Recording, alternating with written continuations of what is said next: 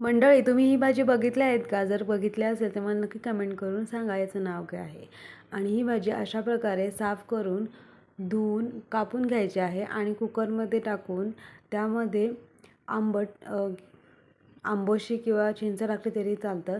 बिरडा म्हणजेच वाल मोड आलेले आणि त्यामध्ये हळद आणि तिखट टाकायचे चवीप्रमाणे आणि पाणी घालून 4 ते 5 शिट्ट्या करून घ्यायच्या आहेत. आणि तुम्ही बघू शकता किती छान भाजी शिजून तयार झालेली आहे. आणि भाजी थोडीशी घोटून घ्यायची आहे आणि घोटायच्या आधी बिरडा बाजूला काढून घ्यायचा आहे, त्यामुळे नाहीतर त्याचासुद्धा पूर्ण गाळ होऊन जाईल. त्यानंतर फोडणी तयार करायची आहे. तेल गरम करायचं, त्यामध्ये जिरा, मोहरी, लसूण, थोडंसं हळद, तिखट, थोडीशी चवीप्रमाणे टाकायचे आहे आणि त्यामध्ये कढीपत्ता वाटण टाकून छान एकजीव करायचं आणि त्यामध्ये ही भाजी टाकून छान तडका लावून घ्यायचा आहे. आणि चवीनुसार मीठ टाकायचे, कोथिंबीर टाकायचे आणि तुम्ही बघू शकता आपले आलूचं फतफदं रेडी आहे.